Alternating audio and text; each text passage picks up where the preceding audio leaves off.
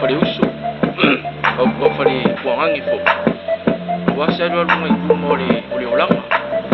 ya J Philly True Story Production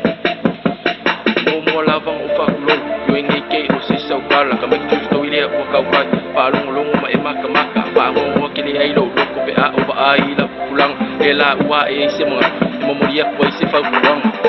alo ise mai ku nga wali ngeyo langa kau fa ale mu ku ile ka o fi awali sawa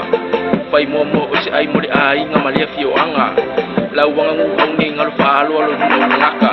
au wari kusi di mai le ai se ku fa mau mai le se a mi ko masa o malile ni ngeyo langa e ko ka ko maria bai nga mangi sal o le ko nga ki pure lo ngolo o le ko ai siri o fa ai nga